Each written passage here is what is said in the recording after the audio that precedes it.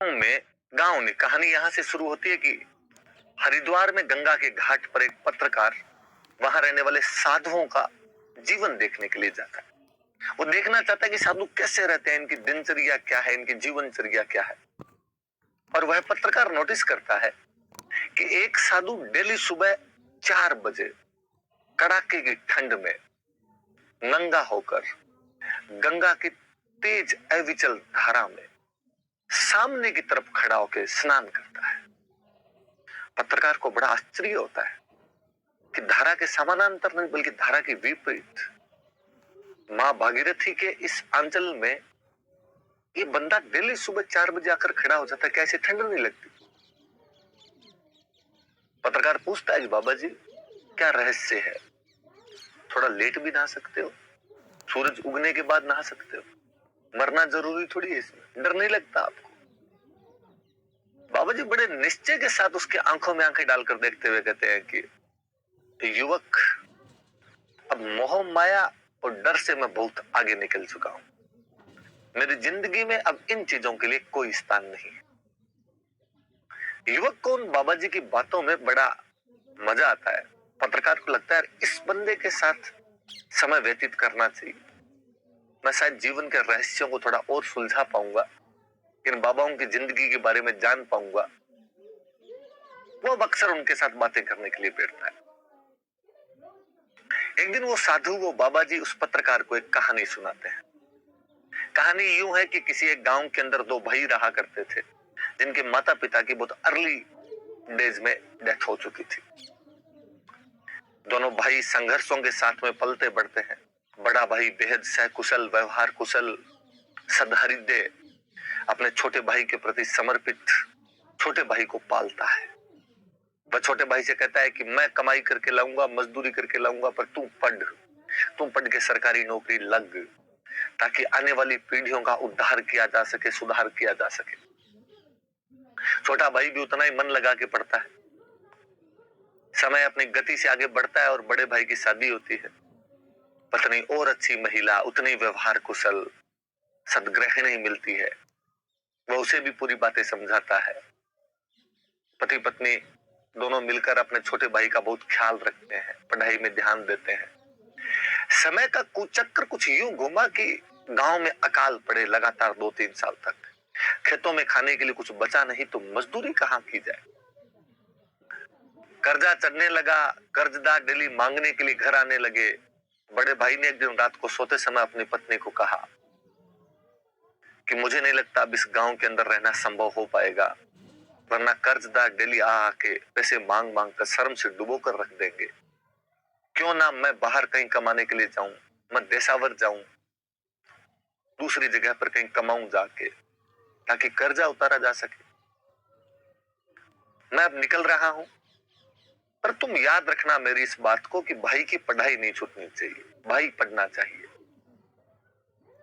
मैं तुम्हें हर महीने पैसे भेजता रहूंगा, इसकी पढ़ाई में कोई आंच मत आने देना।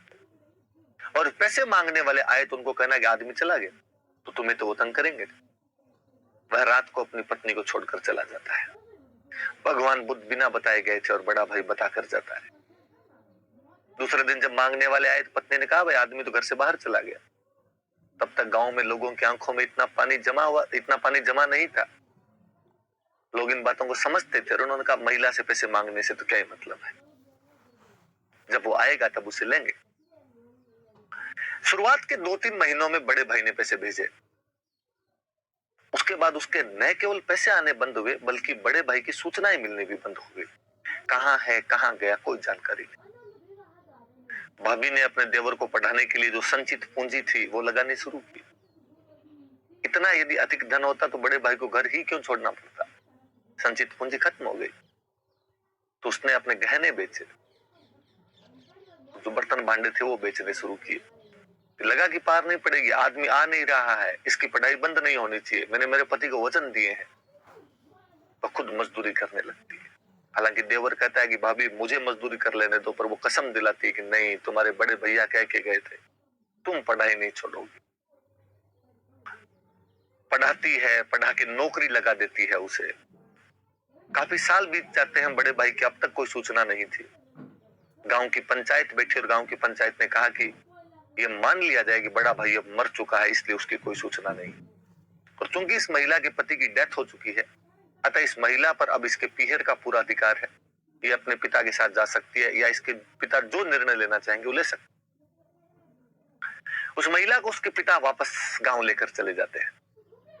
पिता शराबी आदमी था, वो महिला सुंदर थी। पिता अपनी उस लड़की को बेचकर अपने शराब के पैसों का जुगाड़ करना चाहता है। वो एक बड़े सेठ साहूकार जिसके पास बहुत सारे पैसे थे, जिसकी नजरें उस व्यक्ति की बेटी पर कई दिनों से थी, उसे समझौता करता और कहता तू मुझे इतने पैसे दे दे तो मैं मेरी बेटी तुझे बेच दूंगा।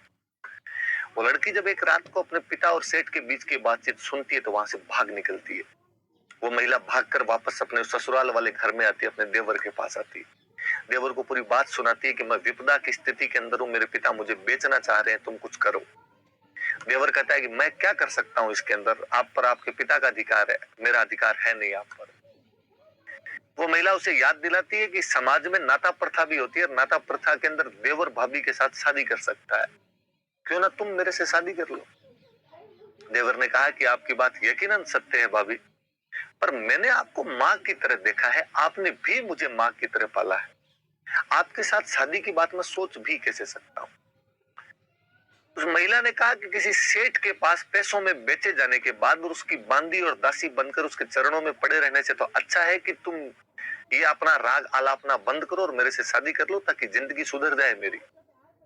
गांव की मीटिंग एक बार फिर हुई और गांव की बैठक में निर्णय लिया गया कि भाभी सही कह रही है और इसको देवर के साथ शादी कर लेनी चाहिए। वो आपस में शादी कर लेते हैं। समाज के नियमों के अनुसार तो गलत भी नहीं था, नाता प्रथा होती थी और शादी की जाती थी ऐसे। समय के साथ उनके बच्चे होते हैं। एक दिन बड़ा भाई पुनः घर लौटता है और बड़ा भाई देखता है कि उसकी पत्नी ने और छोटे भाई ने आपस में शादी कर रखी है। बड़ा भाई जब घर लौटा तो भयंकर भयंकर धन और दौलत के साथ में घर लौटा, बहुत ज्यादा पैसे थे उसके पास में। और वो अपनी पत्नी से बड़ा खफा होता और उसने कहा कि मैं तुझे कहकर गया था कि मैं आऊंगा वापस, तुम मेरे बड़े भाई की पढ़ाई का ध्यान रखना, तुम इसे बेवफाई कैसे कर सकती हो मेरे साथ, ये दगाबाजी, और तुमने शादी कर ली आपस में, तुम मेरा इंतजार भी नहीं कर सकी।